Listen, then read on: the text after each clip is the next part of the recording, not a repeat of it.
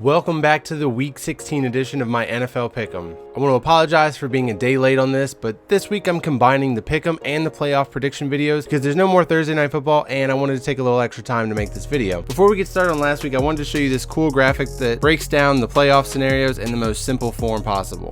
Two things to take away from Week 15. One, never doubt a desperate team, and two, complacency is a bitch.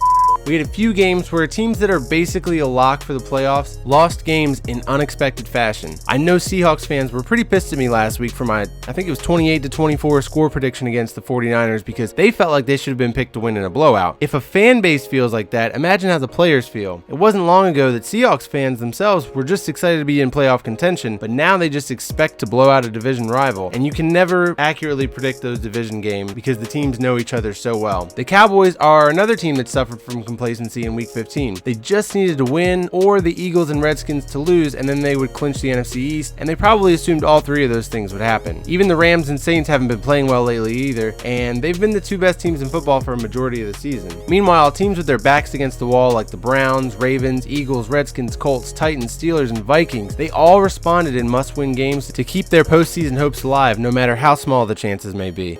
Let me clarify my previous playoff predictions video. The scenarios were based on if my pick'em predictions actually happened, and I think that we see how much one game win or lose can have an impact on the standings overall and launch somebody into a completely different scenario, so go easy on them. There was more negativity in the comments of the playoff prediction videos than usual, and I think it's clear we're getting close to that win or go home time of the year, and people are getting hostile. I get it, and I always appreciate feedback on my videos here. I try to respond to as many people as I can down there in the comments, but take it easy, guys. I see a lot of people arguing back and forth and a lot of hate being spewed. Let's try to keep it positive here. Let these games play out. Everybody love everybody!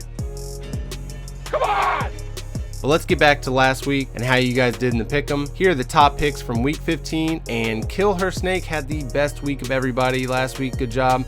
And here are the leading entries overall in this Pick'em challenge. We're getting down to crunch time here with RK Knoll back in the top spot with last week's leader right behind him. I'm now 66th overall, so my season's pretty much over. I jumped up a few spots, but I'd probably credit that to just fewer people making picks than my picks last week actually helping me climb the list. Once I go through all the picks this week, I'm going to show you what the ESPN playoff machine cooked up with my picks for this week and my preliminary picks for next week also. Once again, the goal in this video, guys, is 500 likes. Please help me hit that goal as we round out this season and we move on to playoff pick'ems, which should be a lot of fun. Go ahead and subscribe if you guys want to be a part of that. Another announcement here, we actually hit 10,000 subs on the channel last week. This place is growing pretty fast. I can't believe it. I really appreciate you guys helping me grow this channel. I want to do something special. I'm going to make a donation to a charity of your choice. So go ahead in the comments and type in a charity that you think that deserves a small donation, and I will make it in your name. And I'll continue to do this every time we hit a milestone for subscribers on this channel, and I will announce which one I chose in next week's video, so stay tuned for that announcement. Let's go ahead and let's move on to Week 16 picks. On Saturday, we've got Redskins at Titans. After being drafted in 2008 and starting his first game since 2011, Josh Johnson won for the first time as a starter in the NFL. And I don't care who you root for, that's a pretty cool story. It probably speaks even greater volume for the state of the Jaguars, but we'll get to them later. With that Redskins win, their playoff hopes stay alive for a little bit longer. The Redskins need a lot of help along the way, but one or two losses from the Eagles and Vikings is definitely the necessary starting point. But my personal favorite part of the weekend was when the Titans unveiled the best celebration of the year with this Remember the Titans entrance. Only the Titans could have pulled that off, and I'm glad that they saved it for a moment like this because shutouts are actually memorable moments, unlike when defenses do a group photo celebration after like an incomplete pass on first down. The Titans should win this game, mostly because they're not the one-hit wonder Jaguars, but their defense has been rolling lately and they finally unleashed the beast Derrick Henry. As you can see, I accidentally selected the Titans on this before I recorded the video, so I apologize for the spoiler alert. Titans win 24-13.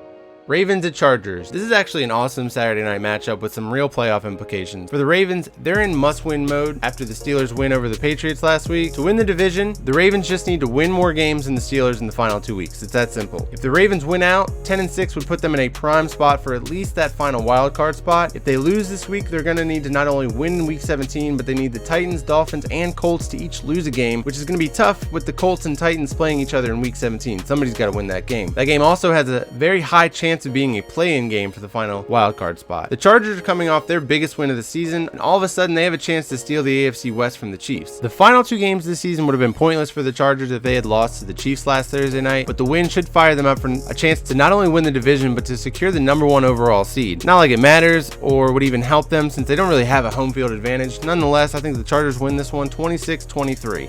On to Sunday, we've got Giants at Colts. These two teams were both parts of shutouts last week, although each on different sides of the spectrum, and it will be interesting to see how they respond with the Giants officially eliminated now and the Colts' hopes still barely alive. The Giants are continuing to ride with Eli Manning as their starter, which means that 4th round pick Kyle Lauletta just probably ain't it, or they'd be anxious to see him on the field with live bullets. The Colts need to win out, and they need the Ravens to lose a game. They were able to slow down the Cowboys' running attack with a great game plan last week, but now they get the Offensive Rookie of the Year potentially in Saquon Barkley. After winning 7 of their last 8, the Colts are on a mission right now, and I don't think that the Giants are going to be up to the task of knocking them out of the playoff race this week. Colts win 34-24.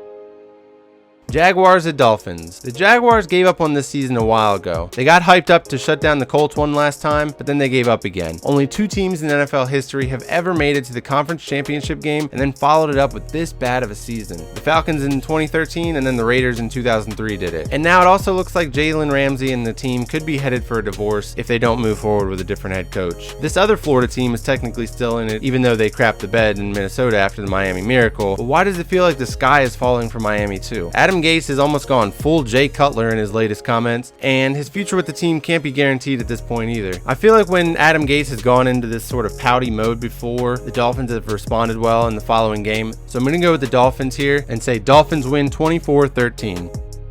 Falcons at Panthers. It's a shame that a week 16 between these two talented rosters is meaningless, but here we are. The Falcons are coming off a thrashing of the Cardinals, and even though they were eliminated from the playoffs later that day, I think that was a glimpse into what could have been had injuries not piled up for them. If the Falcons can have a good offseason, build up a little more depth on that defense, and maybe even think about some coordinator changes, this team should be ready to reload and go into 2019 as potential NFC contenders. The Panthers managed to play well against the Saints on Monday night, and it seemed like they were in position to pull the upset, but Cam Newton just hasn't been right, and now they're shutting him down for the season, rightfully so. I think that's the best long-term plan for him, to give him the most time to recover, especially if he needs surgery. I just hope that Tyler Heineke doesn't hinder the productivity of Christian McCaffrey, because I've got 2 fantasy leagues to win, and he's been the workhorse for me all season long. This game is tough to predict because you know how I feel about the Falcons offense and the elements, but I think the passing game of the Panthers is just too handicapped right now, with or without Cam. Falcons win 23-13. Bengals at Browns. The Bengals are showing life with Joe Mixon finally running like he did at Oklahoma. He's got that Le'Veon Bell skill set, and I think he's starting to come into his own. The Bengals need to build the offense around Mixon in 2019, and I think they're going to be able to get another year out of Andy Dalton, the quarterback, if they do so. The Browns had a really impressive performance in Denver, which is not an easy place to play, and they basically put the Broncos' 2018 season out of its misery. It's a shame that they were practically eliminated from the playoffs the next day, but it took until week 16 for the Browns to get eliminated from the playoffs, and it's been a mid-season elimination for them for the past couple seasons, so I think it's safe to say it was a successful year for Cleveland, and I don't think that they're done. Browns win 27-24.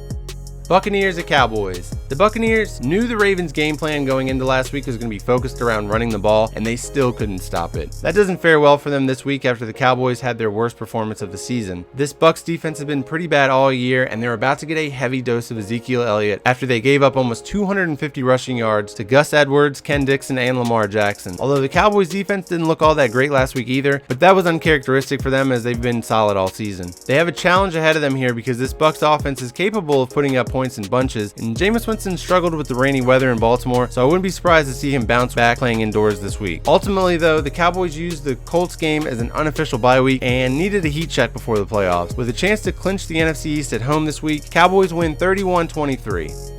Vikings at Lions. The Vikings offense looked rejuvenated against the Dolphins for the first few drives under their new offensive coordinator, Kevin Stefanski. They jumped out to a 21-0 lead before they reverted back to their boring and predictable play calling. If it wasn't for a big day from Dalvin Cook in the defense, they might have blown that game, honestly. The Lions lost to the Bills last week, but they played really well, and Kenny Golladay looked dominant against a typically stingy Bills secondary. Honestly, there were positive signs for the Lions to build on for the future, and they didn't hurt their draft positioning with a win, and then they pushed the Bills down the ladder. However, I'm sure that they would love to hurt the Vikings' chances of making the playoffs with a win here at home. If there's a chance for a playoff contender to lose against a team with nothing to play for but pride, I think that this is it. But old habits die hard, and I'm putting my faith in the Vikings here. Vikings win 23-17. Bills at Patriots. Ever since Josh Allen missed that chunk of games in the middle of the season, this Bills offense has taken a huge step forward. They literally had no healthy running backs against the Lions, and no, they didn't turn Josh Allen into one. He actually threw the Bills to a victory with a bomb to a breakout wide receiver in Robert Foster. The Bills are probably the next team with the best chance to play spoiler in week 16, but the Patriots are back in Foxborough after losing 2 straight, and with a bye week slipping from their grasp, I think that the Patriots will have a bounce back performance and dominate the Bills to rebuild some confidence going into the playoffs. Patriots win 31-17.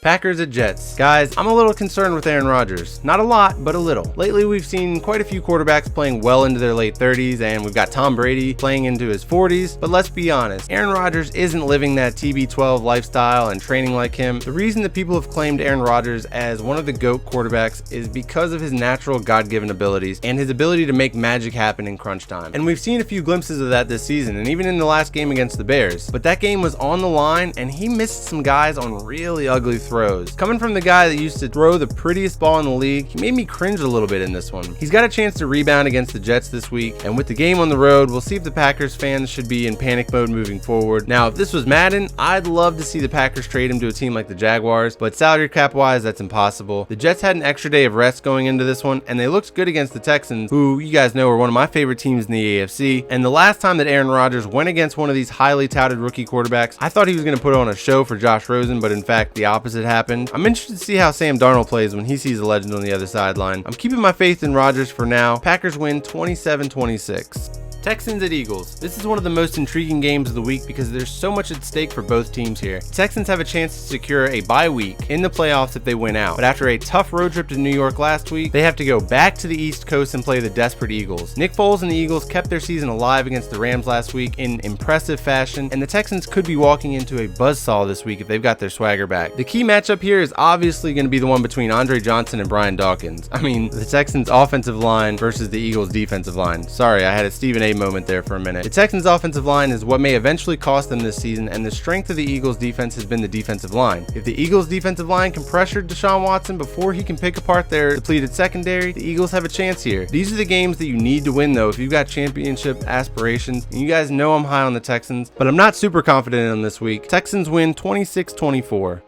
Rams at Cardinals. The Rams were my Super Bowl pick in both prediction videos, and I'm not gonna lie, they've looked terrible the past few weeks. I've seen people trying to blame things on the offense missing Cooper Kupp, but this is one of the deepest group of skill position players in the league. I'd like to see Todd Gurley get more involved in the offense, but at the same time, I understand why you wouldn't give him a heavy workload at this point in the season, especially with a bye week pretty much locked up. After Sunday night, I think this Rams team could turn it back on and win the Super Bowl, but I also believe that they're prime candidates to be one and done at the same time. Either way, I think that they handle the Cardinals on the road here and get a little confidence flowing, while scoreboard watching to see if the Steelers can beat the Saints. Rams win 35-17. Bears at 49ers. The Bears are on an absolute tear, and they're feeling pretty good about their first NFC North title since 2010.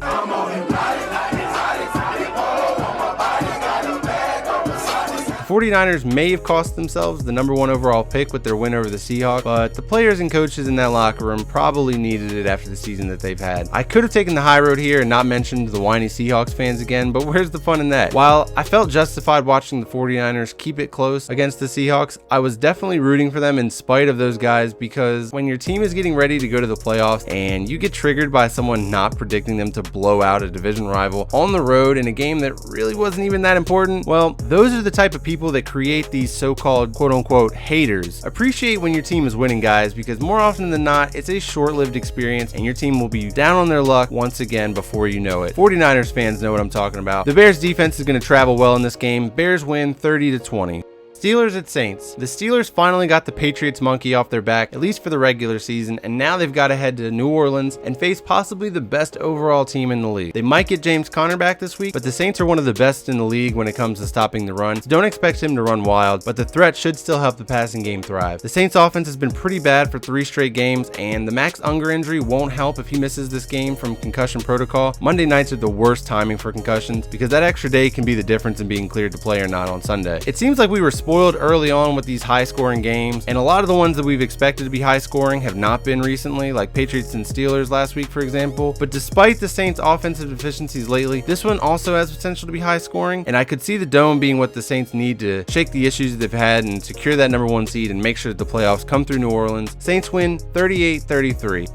On Sunday Night Football, we've got Chiefs at Seahawks. This is the official NFL retweet as a hater bowl. As far as the comments go, both of these fan bases think that I'm a hater of their team, and one of them is going to feel justified after this pick, I'm sure. But I can promise you guys I'm not a hater. I just call it how I see it. The Chiefs lost a heartbreaker against the Chargers, and I'm not even going to get into the refs on that one because I feel like a broken record on the refs at this point of the season. They've been awful, let's just say that. This week they have to take on the Seahawks, which is a team that's also coming off of a loss to a division rival that they feel like they should have beat. At least I think that's what Jerron Reed was trying to say with this comment. Patrick Mahomes should be the NFL MVP based on the things he's done through the first 15 weeks of the season, but his record in these big primetime games is something to take note of. I'm not big on the whole quarterback record stat in the ultimate team game, and I especially hate to use a quote from Colin Cowherd of all people, but when you're moving the ball with the volume of this Chiefs offense, especially during the first 3 quarters of a game, I do wonder where that goes when you have a chance to put the game out of reach in the fourth. You've got to credit the defense. Like I said, this is the ultimate team game, but when it's a trend like this, it can start to manifest itself into a reality, and I'd hate to see that become the case with Mahomes. He's got a tough test here on the road in a hostile environment against a really good defense. This game doesn't have as much meaning for the Seahawks as far as playoff seeding goes, but it is critical for the Chiefs to win this one to regain control of the AFC West and #1 seed. For that, I'm picking the more desperate team here because that's what we learned from last week. Chiefs win 26-23.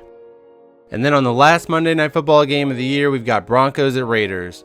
And I'm wondering, did the NFL schedule makers think that this was going to be good TV late in December? There's 3 other games this week that would have been great Monday Night Football finales, but here we are. Maybe they knew this game was going to be the last game in the black hole and wanted to send the Raiders off in style. They probably didn't anticipate the Raiders being quite this bad, but I could see a spirited performance from some of the guys that have been there for a while. You know, all the guys that John Gruden hasn't shipped off yet. It's hard to pick against the Raiders because of the energy that will be in that stadium, but facing a division rival like this is a tough matchup because they're going to want to ruin the occasion, and they just happen to be a better overall team too. Broncos win 28-27.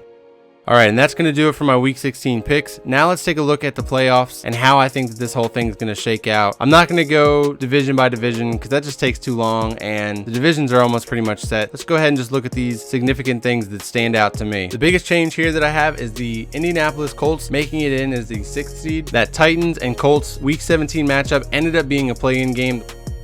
On the other side, you can see that the Seahawks losing to the 49ers and then losing to the Chiefs this week allowed them to lose that 5th seed and drop down to the 6th, which gives them an interesting matchup with the Bears, and then the Vikings would go to Dallas to play the Cowboys. Also, the tiebreaker between the Chiefs and the Chargers was based on the divisional record tiebreaker. I think the Chiefs had a better overall record within their own division, therefore they got the #1 seed, home field advantage, and the AFC West division title. I think that this works out for them and their long-term plans much better than if they were to happen to be the 5th seed. I don't like their chances in the playoffs if they have to go on the road every single game. And then on the other side, the New Orleans Saints were able to run the table, secure that #1 seed, and the tiebreakers worked out for them too. They could actually rest their starters in that final game against the Panthers if everything goes the way that I have it set up currently. And I'm not going to waste time and go through game by game, reseeding, game by game, championship round, all that stuff. I don't want to give you guys 30 different Super Bowl scenarios. I still think that the Rams are one of my favorite teams, and I think that they were one of the best teams over the course of the year, but the Saints are right there with them. I think the Super Bowl winner ends up being one of those two, and that's not a slight to the AFC teams. I just think the cream of the crop in the NFC is better than the cream of the crop in the AFC, but I look forward to these playoffs. I think that they're going to be really exciting. We've got a lot of great matchups and a lot of good teams that are going to be in it. That's going to do it for Week 16. Thanks for watching, guys, commenting, subscribing, all that good stuff. Remember, we're trying to reach our goal of 500 likes, so if you enjoyed this video, help a guy out, hit that like button. Thanks for being one of those legends that stays to the end, and I will see you in the next video.